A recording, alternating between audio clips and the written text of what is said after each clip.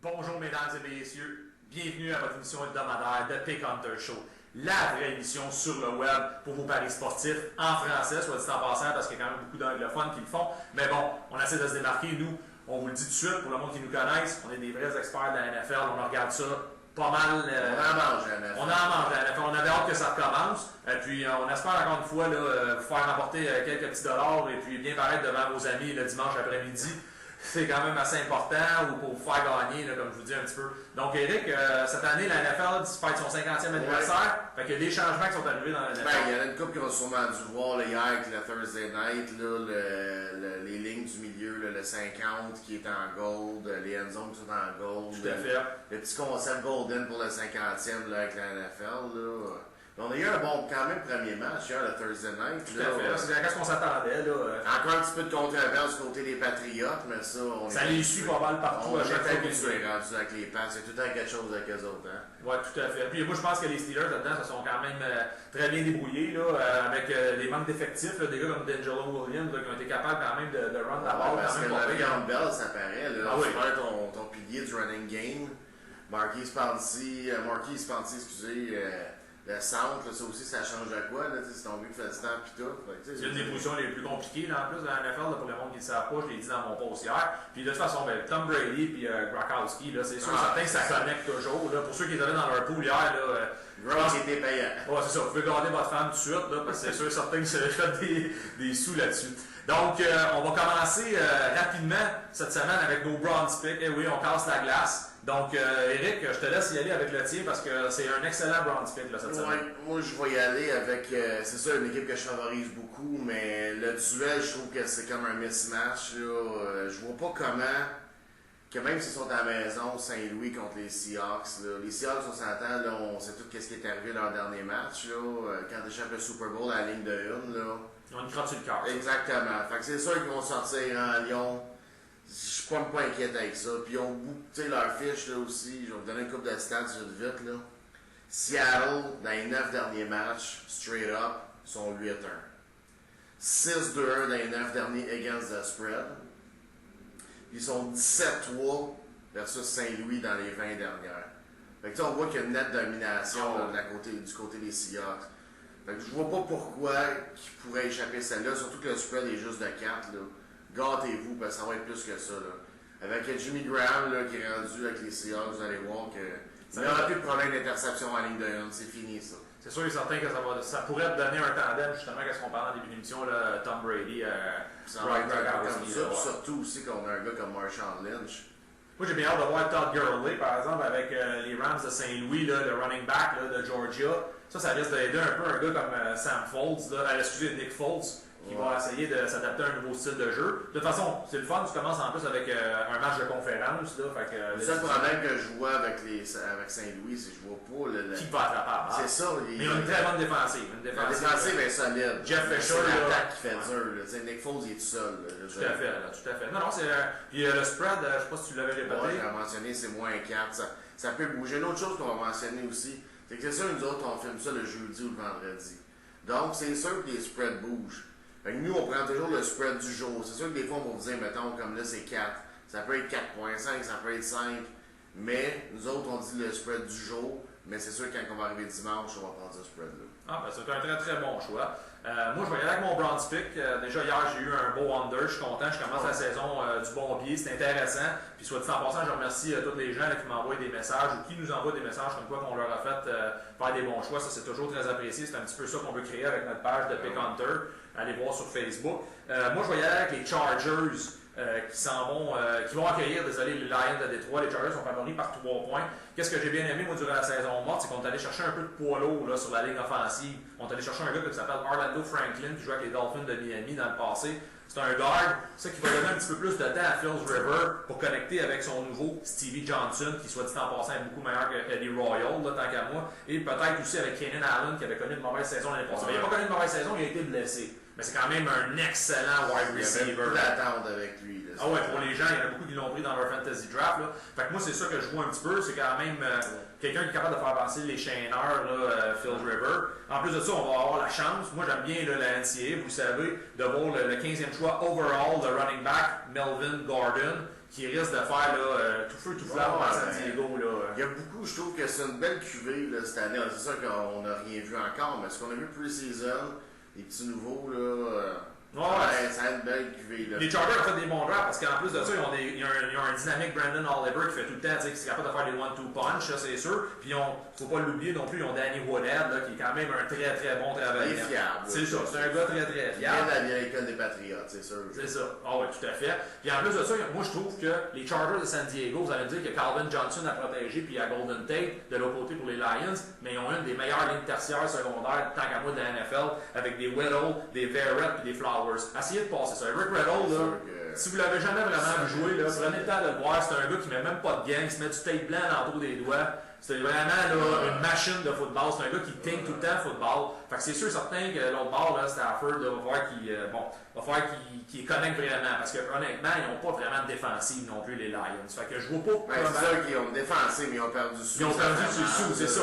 Tant qu'à moi, c'était vraiment le joueur le plus détestable de la NFL. Mais sauf que d'un autre côté, tu le veux dans ton team. T'sais, vous comprenez ce que je veux dire? T'aimes ça de la haie aussi, un gars de même. C'est ça. C'est un gars qui va avec des cheap shots souvent. C'est sûr que c'est des gars comme Terrell Sugg, James Harrison, c'est des gars que, bon, mais ils mangent du football, c'est des agressifs. C'est des gars que quand ils rentrent dans la game, ils rentrent dans la game. Là, ils l'ont plus. Fait que les Lions, cette année, peut-être vont faire un petit peu pitié. Puis en plus de ça, je vais faire un peu ma colette Provencher. Ben, il annonce quand même relativement beau à San Diego. OK? On a un 26 degrés Celsius, un petit peu de vent. Fait que ça va être parfait pour Will Rivers pour faire gagner ces Chargers San Diego par 3 points. Allez-y avec ça, c'est mon choix là, pour le Bronze Pick du Money Hunter. Très bon choix. Donc, nous y voici, notre Silver Pick Week 1 de notre saison du Pick Hunter Show. Eric, je te laisse y aller. J'ai vraiment hésité parce qu'honnêtement, cette semaine, c'est tous des gros picks. Je sais qu'on le dit souvent, mais si pour délimiter là, un pick à l'autre, c'est sûr que des fois, là, c'est 4,38 pour une pièce parce que je suis confiant ces 3 picks que je vous donne aujourd'hui. L'ordre n'a pas vraiment d'importance, mais c'est quand même, je vous dirais, là, une équipe que je vois vraiment gagner, puis je vois pas comment ils pourraient l'échapper. Les Colts d'Indianapolis contre les Bills de Buffalo. C'est sûr qu'ils jouent à Buffalo. C'est sûr que Buffalo a fait beaucoup de changements cette année, surtout en défensive. Je vous dirais que il y a eu un gros changement dans plusieurs équipes, mais celle-là, moi, je suis conscient que c'est beaucoup amélioré, les Bills. Ah, définitivement. Là. Sauf qu'on s'entend que les Colts, ça reste une des meilleures équipes, puis beaucoup de gens, même bien les analystes et spécialistes, les voient finir comme l'équipe qui va faire le plus de points cette année, les Colts.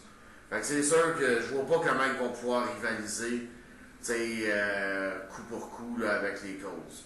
Fait que 3 points, moins 2,5, je trouve que c'est un excellent spread. Ça risque de bouger un petit peu, là, comme je disais en début de semaine, là, sur un de nos posts, là, sauter là-dessus parce que je pense qu'elle va bouger. Là, ils vont donner un peu plus de points aux Colts, ils vont s'ajuster. Là. Ben, j'espère que non, parce que c'est une non, c'est ça, c'est pour ça que je vous dis sauter là-dessus. Là. Puis les stats, c'est vraiment bizarre que la cote soit comme ça parce qu'ils favorisent vraiment beaucoup les Colts là-dessus. Là. Les Colts sont 7-2 dans leurs 9 derniers matchs. En partant, c'est une excellente stat.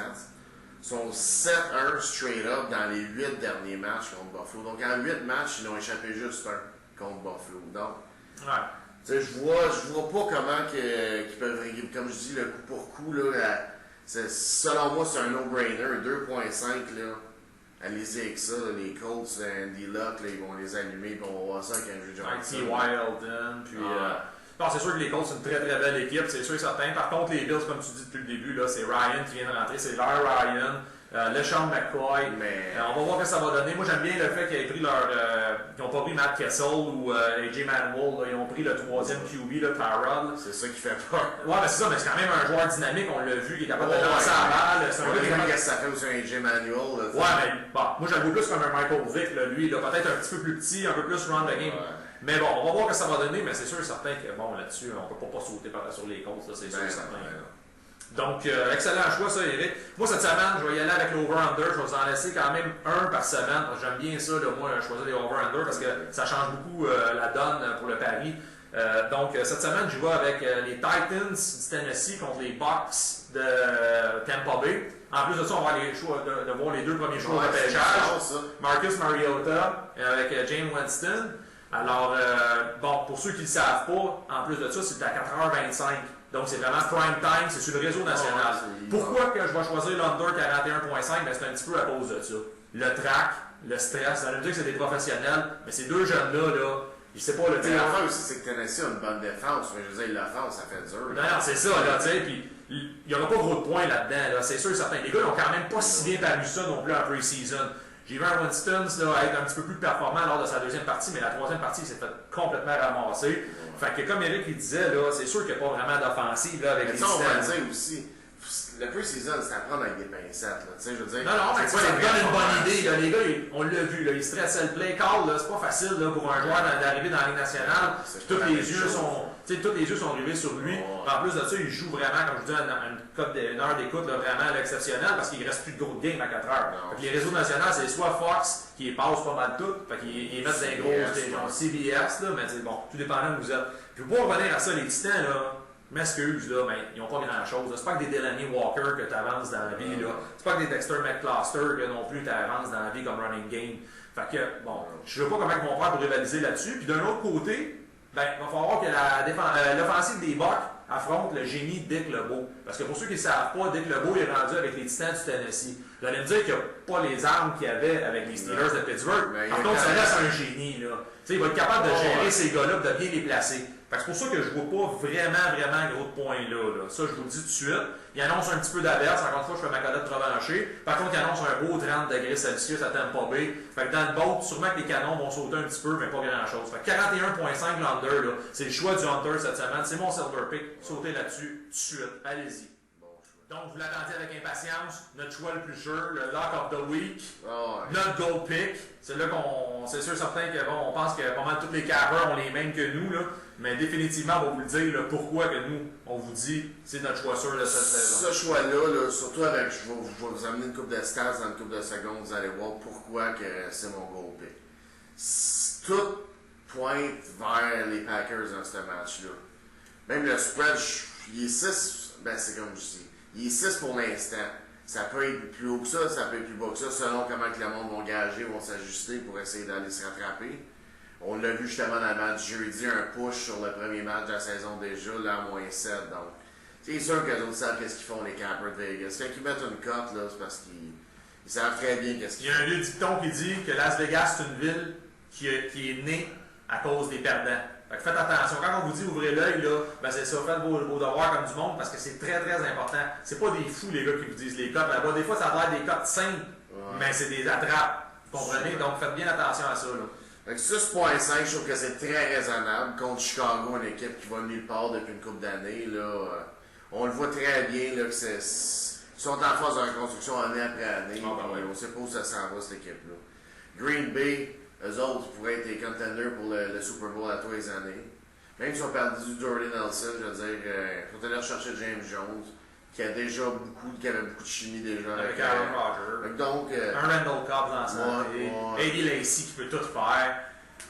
L'attaque, c'est une grosse attaque. Ben c'est une bonne défensive, c'est une équipe complète. Mais c'est un gunslinger, c'est Aaron Rodgers. Fait que c'est sûr et certain que lui, veut pas, là, c'est rare qu'il va se faire ramasser en arrêt de sa ligne de mêlée ou quelque chose comme ça. Le ballon, il est souvent déconnecté de sa main, puis le jeu, il est fait. Là, puis ça se fait vite. Puis Aaron Rodgers, il n'a pas gagné le Super Bowl pour rien. C'est un vrai. Je vais y aller avec une coupe de stats rapide, puis je vous dis tout de suite, c'est tout à l'avantage des Packers. Il n'y a rien là-dedans qui indique que Chicago a même une chance. 8-2 straight up dans les 10 derniers matchs pour les Packers. Chicago, 0-5 straight up dans les 5 derniers matchs. Fait qu'ils n'ont aucune victoire dans les 5 derniers matchs. Ils sont 2-7 à la maison dans les 9 derniers. C'est pitoyable, c'est pathétique comme fiche. Tu joues 2 victoires en 9 matchs chez vous. Alors, ça, c'est. Si où le home field advantage là-dedans, il n'y en a pas, là, c'est les équipes qui s'en viennent là qui ont l'avantage, tout simplement. 4-13 against the spread. À 4-13-1, excusez, against the spread dans les 10 derniers à la maison pour eux autres. Ils sont vraiment pathétiques à la maison, je vous le dis. Là. Chicago, ça vaut rien à la maison. Rien. J'ai hâte de voir par contre est-ce que la dynamique va avoir changé avec Chicago parce qu'ils ont donné un vote de confiance à Jay Cutler encore une fois. Ils ont fait quitter Brandon Marshall qui était son meilleur chum, qui a même joué à l'université avec. Puis en plus, ils ont engagé AC Fox. Fait que j'ai hâte de voir ce que ça va donner. Fox, quand même, un très bon head coach, là, pour ceux qui le savent pas. Oui, mais il y a une raison pourquoi il est parti avec les Broncos, puis tu sais, ça. Ouais, des fois on dirait que les coachs dans la NFL, là, je sais pas si toi tu penses comme moi un peu, mais tu sais, ça tourne souvent à la plainte. Ouais. Parce qu'à un moment donné, ça change. Ils prennent des coachs. Mais il est parti bizarrement, John Fox aussi. Là, ouais, ça marchait comme moins. C'est ça. On va voir ce que ça va donner, mais c'est sûr et certain que les Packers, là, ils échapperont pas ça. Là, c'est puis sûr, là, les deux stats les plus importantes, c'est vraiment contre Green Bay. Puis ceux-là, là, moi, ça me fait capoter que je joue ça. Chicago sont 1-8 against the spread dans les 9 derniers contre Green Bay. Ça, c'est incroyable comme stats. Là, Puis Chicago sont 0-5 à la maison contre Green Bay dans les 5 dernières. Fait que je pense qu'avec tout ce que je vous ai dit là, si je ne vous ai pas convaincu encore, ben, vous ne serez jamais convaincu. Ça va être en plus de ça un excellent match, parce que c'est un rivalry. Game of the Week, sûrement, ça. Pour parier surtout, là. Ouais.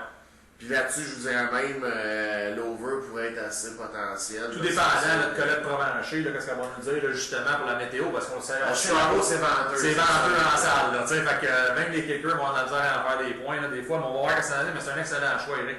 Ben, je vais renchérir sur le mien. Vous avez vu en arrière, là, mes cheerleaders sont pas là pour rien. Je vais y aller avec les Dolphins de Miami, qui sont favoris par 3 points contre les Redskins de Washington. Ils s'en vont jouer à Washington. Washington, c'est pathétique. C'est pathétique. C'est vraiment, là, j'ai rarement vu une équipe qui joue dans une si grosse division, parce qu'on s'entend, c'est vraiment la division des Américains, là, les Eagles, les Giants, les Cowboys. Washington, c'est la division qui est la plus regardée. Puis que tu drafts un gars comme Robert Griffith III, qui est extrêmement de talent, mais que c'est pas un gars qui focus sur le football. J'en reviens pas, là, tu sais, vraiment. C'est n'importe quoi, ce gars-là, là-bas, là. Ça peut pas fonctionner en ce moment. Il y a trop de pièces du puzzle qui se connectent pas. Kirk Cousins, il est excellent, je le sais, je me l'ai fait dire de la pre-season, tout le monde l'a dit. Il est super bon. C'est un gars qui est capable. Il t'amènera pas à terre promise. Mais non, c'est sûr. Ils s'en vont affronter quand même les Dolphins de Miami, que moi je vous le dis, là. On est à la première semaine, c'est l'équipe qui va rivaliser avec les Patriots de la Nouvelle-Angleterre dans la division. Je pense que même Buffalo aussi vont quand même être là. J'aime les Dolphins de Miami qui jouent la plupart du temps dans un territoire qui est vraiment. C'est pas même facile de jouer à Miami que de jouer à Buffalo. Fait que c'est plus facile de gagner des mains, de le home advantage. Fait que ça pourrait être intéressant. En plus de ça, ils ont des gars comme Jarvis Landry qui est à sa 2e année. Lui, regardez-les, c'est vraiment spectaculaire, là, ce jeune homme-là. Il retourne les bottés aussi. Ah, c'est fou. Ils sont allés chercher un gars comme Kenny Steele. Ils ont un Greg Jennings qui est vieillissant, mais qui est capable de contrôler le jeu. Que lui, il va donner confiance à Jake Tannehill. Okay, que lui, il a eu un vote de confiance de la part des Dolphins de Miami avec un excellent contrat. Je vous le dis tout de suite, c'est un très bon QB. Je sais que Rick, t'as un petit peu de la misère avec lui parce que... Non, Ryan Tannehill, il est précis comme ça. C'est pas le bras le plus puissant, c'est juste ça que je dis souvent. Il est assez précis. Là. Moi, j'ai vu les Dudes Perfect. Là. Je sais pas si vous connaissez ça. Là. Mais allez voir ça, celui avec Ryan Tannehill, ça vaut la peine. Là. Ouais, ce gars-là a une précision incroyable. Sauf que, je veux dire, de là à dire que ça va être la meilleure équipe dans cette division-là. Non, mais c'est... Je serais pas prêt à dire ça.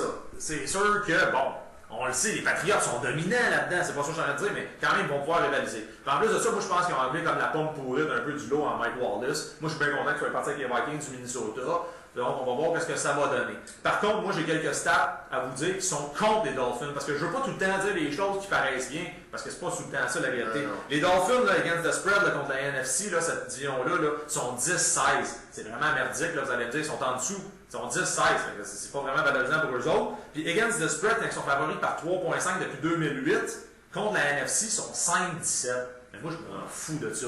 Ça, c'est mon lock of the week. C'est les Dolphins de Miami. Sortez là-dessus. En plus de ça, ils sont allés sortir justement notre chum Sue de l'autre côté qui va donner vraiment une énergie. Là, lui, la défensive qui était déjà très, très, très bonne avec les Dolphins de Miami. Là, vous allez voir, c'est un peu Cameron Wake, lui. Cameron Wake qui gagne fort. Il commence à avoir une belle D-line. Puis notre chum JD puis notre chum Kev, ils vont bien aimer ça. Ah, c'est sûr. Ça va être une belle année cette année pour les Dolphins. Puis en plus de ça, les Dolphins, bon, ben, les Redskins, il fera pas très très beau non plus, 21 degrés, ça va être nuageux. On dirait que c'est pas le fun d'être un fan des Redskins de Washington en ce moment, là, tu sais. Fait que c'est plate à dire, mais regarde. Ça a déjà été le fun d'être un fan des Redskins en ben, quand même les Super Bowls plus que tes Eagles de Philadelphie, fait que c'est sûr que oui, ça a déjà eu un bon côté d'être un fan des Redskins. Fait que c'est vraiment mon choix cette semaine. Analyser avec ça, c'est sûr et certain que ça rentre. Donc, on vous a gâté en plus de ça cette année. On va vous donner un upset. Ouais. Ça fait pas partie de nos choix, mais ceux qui sont gamblers un petit peu puis ça leur tente, là, ben allez-y avec ça. On va vous donner quelque chose de plus. Parce que c'est sûr que des fois, quand on évoque des favoris, ou surtout ceux qui vont le money line, souvent c'est pas payant. Fait que c'est sûr qu'il faut essayer peut-être de graisser ça un peu avec une équipe là, que la cote est plus belle. Puis moi, cette semaine, mon Dog of the Week, c'est Oakland. Non, là, c'est tellement parlé. Oakland, l'année passée, je les ai bâchés beaucoup, mais c'est parce qu'il y avait une équipe de merde, on va se le dire. Il n'y avait rien de bon là qui se passait.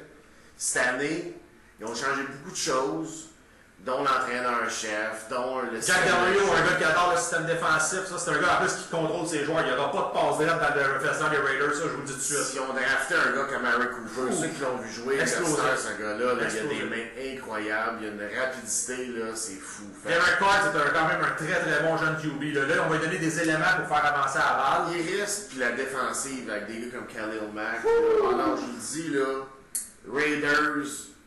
C'est mon upset de la semaine. Straight out of Oakland. Ouais. Ça, c'est sûr. C'est un très bon dog. Là. Ça, moi, je pense que ça vaut la peine d'essayer. La moneyline. Si vous êtes frileux un peu, prenez 3 points. Mais je dis le moneyline en 3 points puis moneyline, c'est la plus grande différence. Non, c'est ça. Allez-y avec ça. Là, à la maison, surtout, là, dans le Black Hole. Là.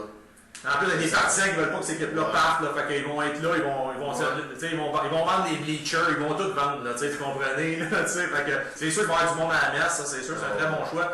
Moi, en fin de compte, je vais y aller avec la game du Sunday Night Football, un éternel classique, mes Giants de New York qui s'en vont affronter les Cowboys de Dallas. Je trouve vraiment que la cote est trop haute à 5.5. Je pense pas que les Giants peuvent gagner. C'est sûr, je pense pas qu'ils peuvent gagner ça. Là. Ça, c'est sûr et certain. Là. Les Giants ont perdu des morceaux durant la saison morte. Ils n'ont pas vraiment de running game. Jason Pierre-Paul, il a mieux faire sauter des feux d'artifice que jouer au football. Faire sauter un doigt. C'est ça. Mais ils ont quand même des gars comme O.D.B. Jr. qui est excellent, des Victor Cruz. Eli Manning, c'est quand même un gars qui est clutch player dans des grosses games comme ça. Il a vraiment des bonnes statistiques. Puis Tony Romo, ben, on dirait qu'il y a de la misère justement quand c'est prime time. Là. Mais c'est sûr, c'est la première game. Mais moi, là, des prime time, un peu comme jeudi soir, j'aime pas ça des spreads qui dépassent 3, 4, 5. Là. C'est trop gros. T'sais, les gars sont pas allumés. C'est pas comme une game qui joue à 1 heure. C'est Sunday Night Football, man, de gros. C'est incroyable cette partie-là.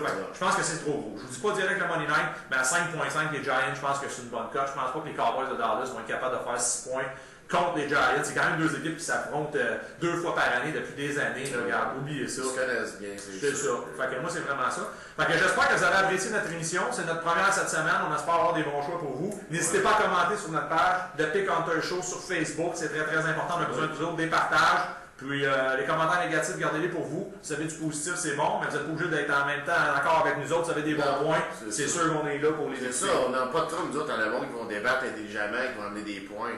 Ça, là, on accueille ça à bras ouverts. C'est ça qu'on veut. On veut qu'il y ait la dynamique. C'est ça, les échanges, c'est ça qu'on veut. Si vous n'aimez pas les choix, donnez votre opinion, ça va nous faire plaisir de parler de ça avec vous autres. Puis restez à l'affût parce qu'il va y avoir des concours cette année, je vous le dis tout de suite. J'en suis en train de se trouver des sponsors puis tout. Vous allez voir, ça va être super intéressant. On va vous faire participer encore plus. Donc, bonne semaine de football. On se revoit la semaine prochaine.